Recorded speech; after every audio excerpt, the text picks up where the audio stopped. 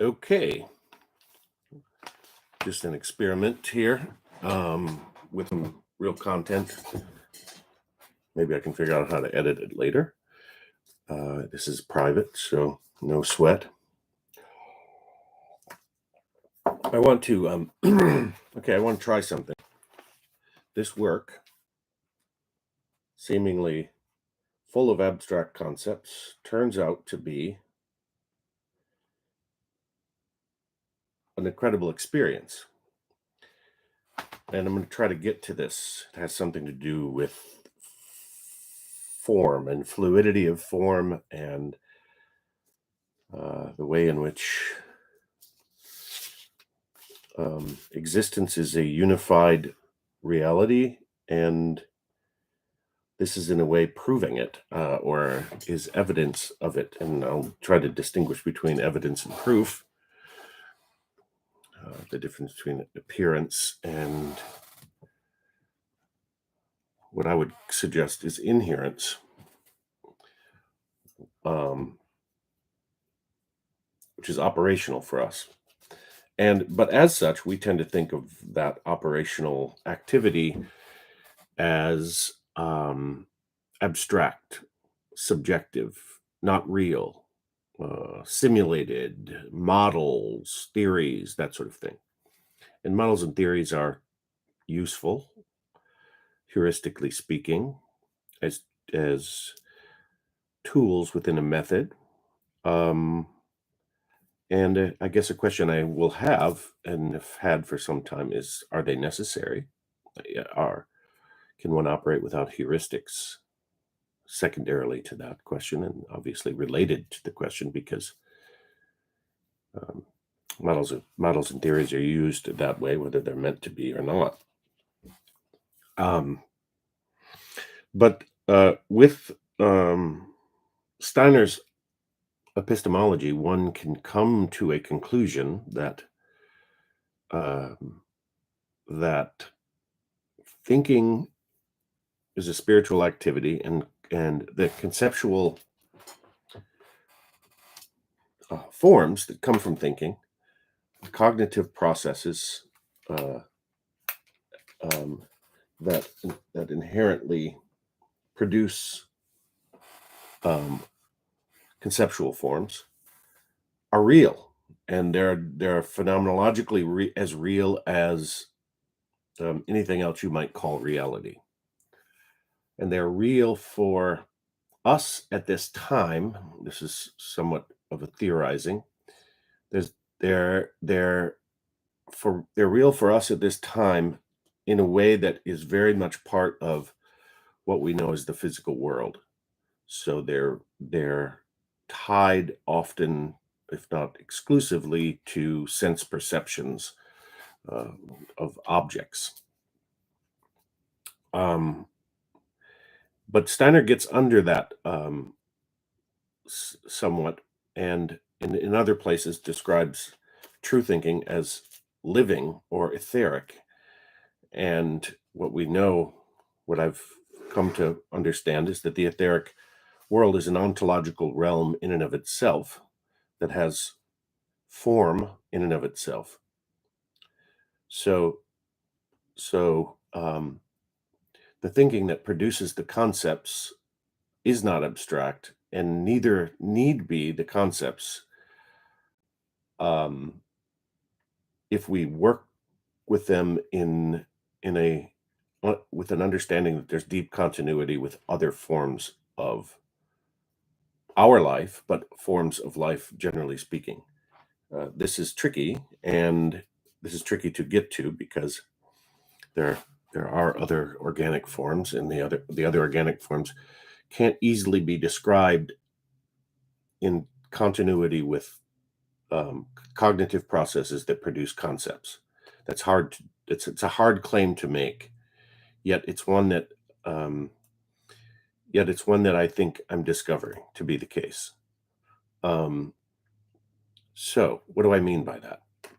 Well, this work that I held up, Witzenmann, according to Angus, is how it's pronounced, Witzenmann, produced a kind of phenomenology that is built on the Steinerian and the Goethean, Steiner's and Goethe's approaches to knowledge. Goethe applied it largely to the plant world, and developed a relationship with and an understanding of metamorphosis. And what I'm coming to understand is that metamorphosis is a process that has its own laws associated with it. It has its own basic structure itself. And in fact, what I'm discovering this morning is that everything has a basic structure, including the epistemological process, embodied, say, or formed as concepts. So we can start with the concepts because we can examine concepts, which is very difficult to examine thinking, because you don't observe it till it's done, until it's over, and the overness of it is the concepts. So are the concepts abstract? Are they artifacts? Are they subjective? And the answer to that is no, they are not. And in fact, I, as a human being, going through a conceptual process that is unique to me because I'm a human being. Again, that opens a whole nother can of worms that I'm not going to get into right now.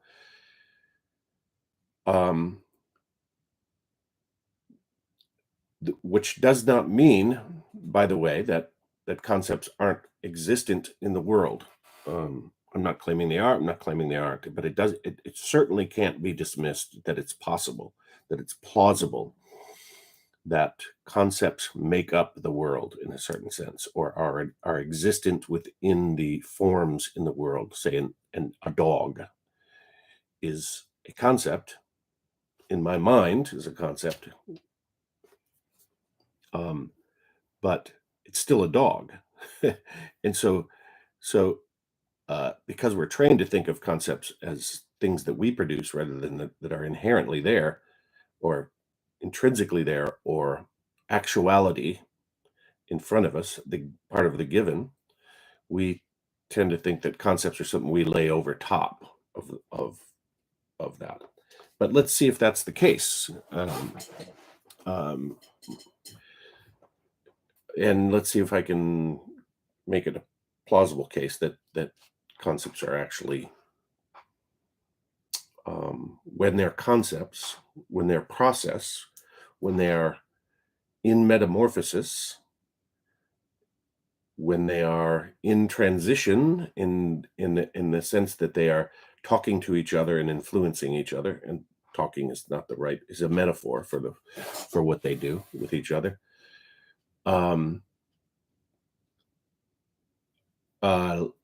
Then we see that they're just as alive as my dog is alive, and dogs are living creatures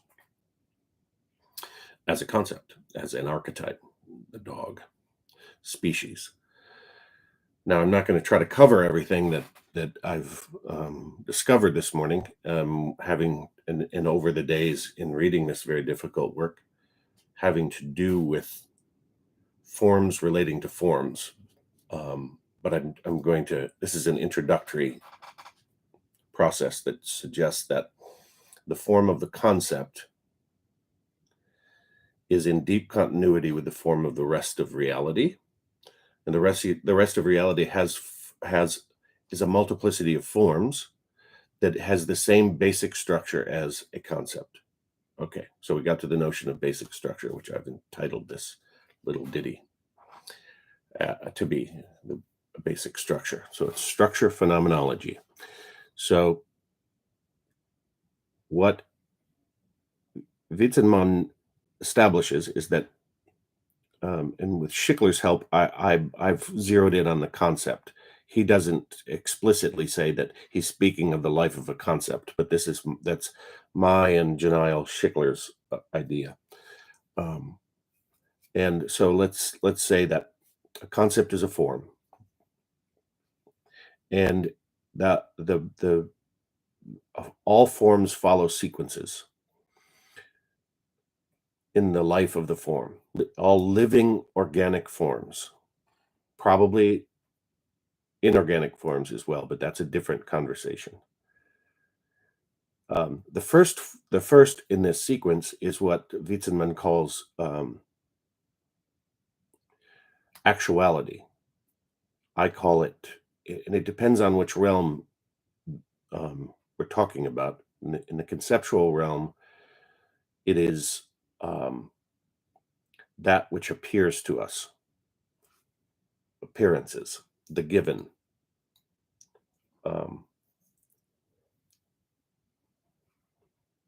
What is evident, and he uses the term evident in in almost synonymous, in a synonymous manner with actuality, and actuality is the word he uses, and I'm just putting some other words out there to point to what it is, that it's evident. And this word evident will become important when we get to the last phase. So anytime human beings, and we're talking about the development of concepts as forms, unique to the specifics of how human beings do so, not whether creation itself is done in the same way. I'm not making that conjecture at this point, though I think the evidence points in that direction. But when I come into contact with the evident world, the appearances, it is influential in forming my intentionality. When I say intentionality, I mean it not in the, of course I mean it in the human way, but I don't mean it only in the human way. When we say intentionality with humans, we are speaking of something like purpose. Something, I would say, a mix between potentia and purposefulness. Potential and motive, say. A motive for doing something. Very interesting and rich form, intention, and I would suggest, based on what I'm discovering this morning, that one could do a fourfold structural analysis, is not the right word, but I'll say that, of intention, and to test the soundness of it, its reality. Again, things come flooding in, because what's a moral imagination in relationship to goodness, right? And what is goodness? And it has something to do with the consonance with reality, right? So it's somewhat aside, but this is obviously all related at least obvious to me, that it's all related in my mind. So we have this given that shapes an intentionality in us, meaning an inner tension, literally the phenomena of inner tension. We're shaped by that which we perceive. Our participation in that is, of course, dependent on our ability to participate in that process, and the degree to which participation is part of all of this, I think, is revealable through this process. I'm not going to suggest that I can do that right now, because it's not the project of right now. It's hard to stay on the project of right now because of how this is all interrelated. So I'll just continue that. So I'm changed, that which is stretched inside me as tension is shaped in no particular way at this point, by the environment that I'm in, by the given, by the appearances, and that intentionality is obviously, with children, it's there's a sort of linear aspect to the way in which it shapes the inner characterological disposition of children. and it's the same with an oak tree. Say an oak tree that is in an environment, um, um, sprouts in an environment that is on a mountaintop is going to be different than in a savanna. Say the expression is going to be different, and the potential of what it is going to be different. Though it will still remain an oak tree. Um, the form is unique, and its inner tension is influenced by its environment, by what is actual, right? Not that I know what actual means, what the actual or the appearances mean at this point, um, but that there's an actual shaping, an actual reality that shapes the tension in internal, say, to the oak tree, or the relational formative reality of what that oak tree will look like. Of course, depends on the environment. And then there is the next phase in this sequencing is metamorphosis, um, as I alluded to. This is a key one, because obviously there's a transition from the appearances into intention, and if I'm an agent, and that concept of the appearances of my environment has shaped my intention, has metamorphosed my intention. If I have agency inside that metamorphic process, you can imagine that the moment of appearances is going to be different than if it were a completely naive confrontation with the world and its effect on my intention. So set that aside, though, and because I'm a human being, I have agency within metamorphosis. In other words, that if I have a concept, and that concept to some extent has shaped the intention, then uh, the potential of the form that this concept is going to take is dependent on the environment, similar to the way in which the oak tree is dependent on its environment, um, and that environment includes my psychospiritual organization. So it includes the degree to which I have developed as a species, like an oak tree, through experience actuated, intention shaped, and metamorphosis um,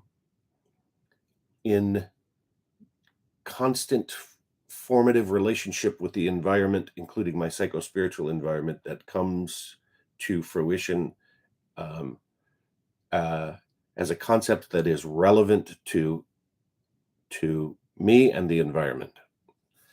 And if the concept does not attain metamorphosis, then sometimes a great notion, right? Sometimes that doesn't happen, and sometimes we become uh, overly doctrinal, or we don't test our concepts against an environment, or we haven't yet built the agency to do so. But metamorphosis is still happening one way or the other. I am being shaped, whether I'm a conscious agent or not, and that shaping process is a metamorphic process. We can get to the laws of metamorphosis as a form itself, and should at some point, because they have to do with polarities and the resolution of those polarities within a whole system. But this leads us to the fact that up till now, the concept and the percept are in sort of dialogue. They are the polarity, one could say, metamorphosing out of an intention to what? To understand the environment, to negotiate in some way, to to stand and look at it, to observe it clearer, to whatever um, whatever intention I have formed about the environment, to run away because the actuation is in relationship, the intention is in relationship to a lion, right? So I've instincts, and instincts have forms, and this is all just to throw it all up there, and there's no no agenda other than to say and to work out clearly that what we have are living, interpenetrating, and transitioning forms of a particular conceptual form, which could be many concepts or could be just a simple concept. So, and the other part of that is to illustrate that concepts are real and they have to be dealt with as reality. And when doing so, as an epistemological process, one comes to understand how concept and percept are unified, right? And they're not yet with the metamorphosis. That's a metamorphosis is sort of metabolism that is working, concrescently to grow them together. And what happens at that point, whether we are conscious agents of it or not, one can imagine the most ideal version of this would be a conscious overcoming of the concept percept divide made inherent to my the body of knowledge that is me. And the self is a concept that is not abstract any more than any other concept is. This is something that it's really difficult about philosophy of freedom when he says you can't really say what a concept is. And you certainly can't say a concept is wrong any more than you can say the wood of that oak tree is wrong. It may not be useful for the environment, uh, um, the what you're trying to utilize it for. Say it might not be the proper, might not be flexible enough or something like that. But one cannot say that concepts themselves are wrong because then they're a form among other forms. And in this case, they're self-determining. In other words, I can't form a self without concepts of a self, without a concept of a self. And um, as long as that concept of the self is still unresolved in its relationship between concept and percept, then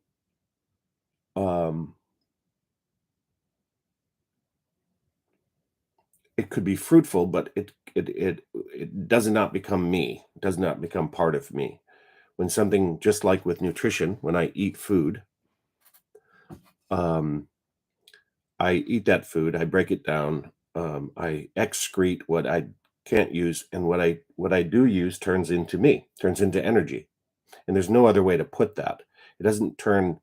It may create whatever hormonal and chemical reactions and cascades and that sort of thing.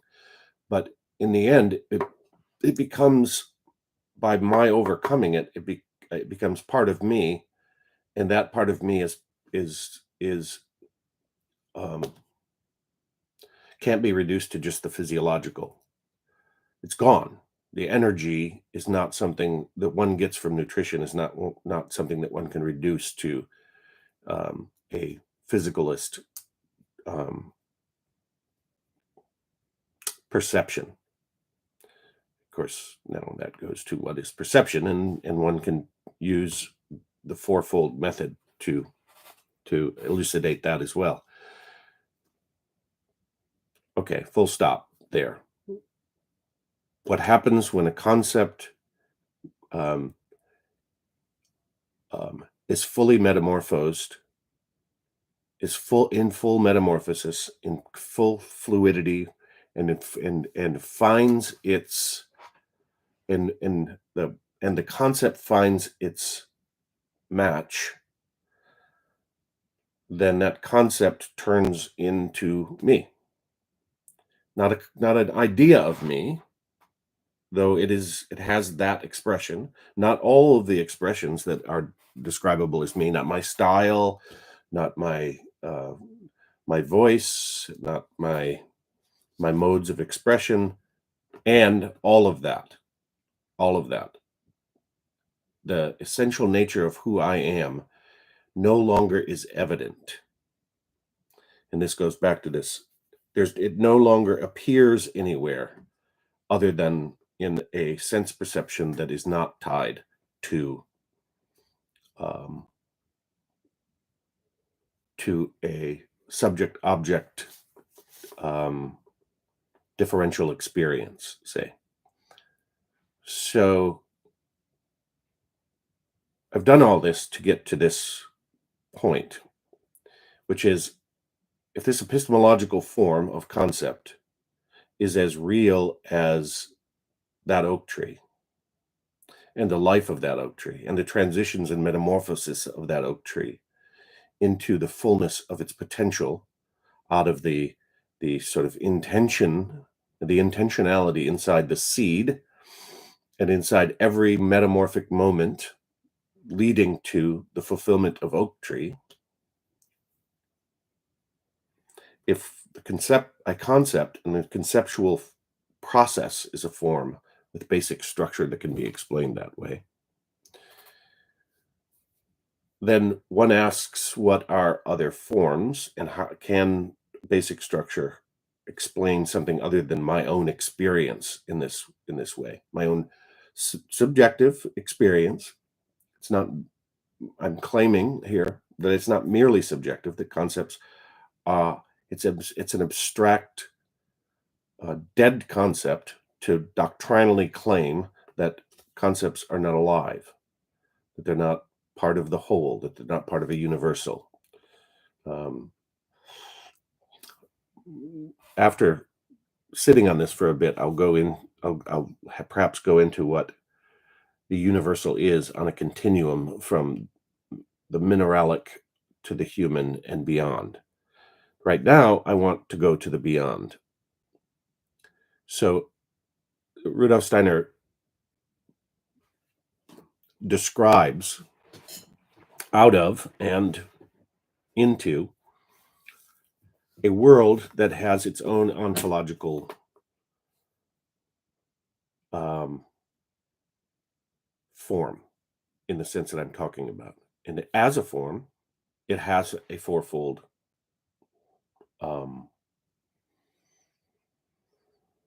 it can be conceived, or it is conception, in a fourfold manner. So here's the mystery of conception. um, the difference here is that what is actual is itself inception. It's neither perception or conception. It is that which forms those. It's what we call thinking in the realm of the epistemological realm of the creating of concepts. We create concepts in relationship to the world. It's part of our form. It's what we do. It's the actuality of what it is to be a human being, is to form concepts. And we could go into what that means. It means something on the soul level, which has its own formative basic structure. It's a fourfold aspect to the soul. The spirit, what I mean differently from the spirit and the soul, could be described in a fourfold manner, and experienced as such. The physical frame, I mean, that's kind of what I'm talking about in a certain sense, is that concept, when I'm dealing with the appearances, I'm dealing in the physical world with how a concept works. If concepts are part of the deep continuity, then they're part of also the living world, the world that does that is the forming of plants and animals and all organic forms, at least, and through us, inorganic forms, um, through technologies. Um, okay, so that realm Rudolf Steiner calls the etheric, and in the etheric realm, I'm going to make a connection, and he describes four aspects to that realm. There's the warmth ether, there is light ether, there's the chemical ether, also known as tone, and there is um, what is the final ether? Um, the final ether is life ether, I think.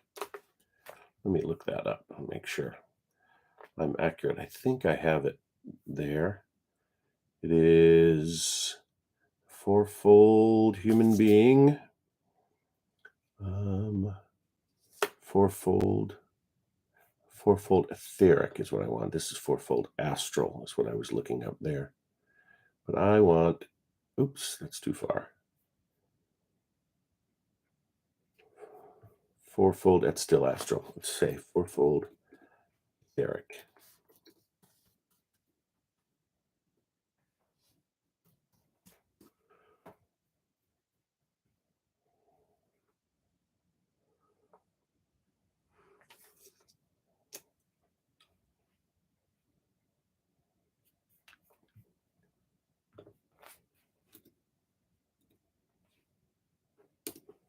Fourfold ether.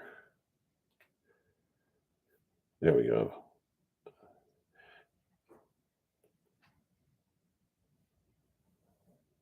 Four types are warmth, light, chemical, and life. Yes. So life ether. It's I was a bit confused because, well, confused isn't the right word. Steiner refers to ether almost synonymously with life because of the ontological form that it is. It's unique to other forms. It's unique from other forms. It's unique unto itself, and probably is populated with beings, just like this world is. Though I don't necessarily perceive into that world, we do notice things that are alive and things that are not, and that is an actuality, right? And but it's an actuality that's inherent because I don't perceive it, right? So it's not evident. This goes back to that. Well, what is evident is present in a warm body as opposed to a dead, cold body. It's present in the warmth that enters in to intentionality. And that intentionality is to shed light, to understand, to have self knowledge, to be self aware, to be aware of one's environment, of what is actual, what is real. That is an intentionality born out of an actuality that's actually in self-formed. And so as creatures who have epistemological processes related to our physical world, we also have a living formative process that's related to the epistemological process, but is much more potent in that that world is one of forming, right? Now, you have to almost argue for the fact that you form a concept, but you at the level of the formative, it's the very nature of the form to form. So all forms are influenced by, in some way, this formative process. And this formative process goes through these four processes, sequences, and in transitions and in metamorphosis, um, they are in interpenetrating in their relational activity. So all form is in relation to other form. This is what came busting in, and that's overwhelming. That's very near combinatorial explosion. If all forms are in relationship to other forms, and they all have an aspect of this fourfold sequencing in order to be what they are,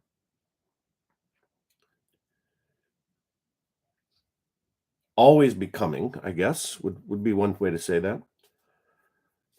Then there's no end. There's no end. Literally, there's no end of the thread one can get. It's a tapestry without end, which is process, which is transition, which is metamorphosis. And so here we are. The process of metamorphosis is archetypal to this realm because of the fluidity out of which itself it is forming the world, and it's in relationship to the formative processes. Um,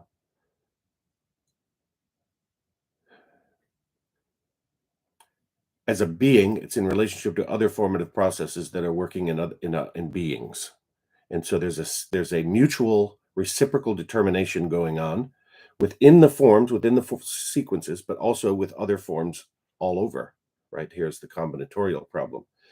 And so metamorphosis is then the the as I've mentioned before conceptually, metamorphosis itself is the thing that turns through environmental relations, through formic relationships, that turns into what is inherently life.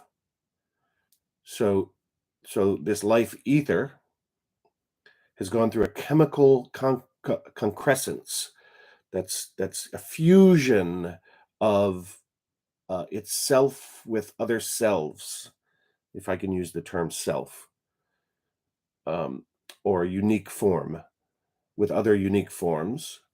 And the more that formative metamorphic reality has agency and is unique, the more it is in relationship to other forms that are unique as it. And so there's a fulfillment, a mutual self-determining fulfillment that is necessarily part and parcel of this sequence as metamorphosis in the inherent nature of what it is to be a self in relationship to human beings. So that is similar to what Steiner describes in relationship to the way in which Buddha was a force in the soul of the human being Jesus, right? Not an intellectual um, schooling, not a teacher, but a formative, um, an influential force, a force not just influential, but but Eucharistic, right? This is the whole thing about the Eucharist. So, in order for something to become inherent at the level of life, the element of life that's held by the form, me in this case, has to take it in as I described nutrition. I don't become what I eat. What I eat becomes me. And then that's the process of the inherency, the process of metamorphosing into uh, dissolving the separation between uh, the the the relational separation and turning it into me. Um, and this is just one step away from then describing the Christ mystery. I don't grow into the body of Christ. I take the body of Christ and become the most archetypally unique form with a physical body. And then here we go um, into forms that don't have physical bodies, and I'll leave it there.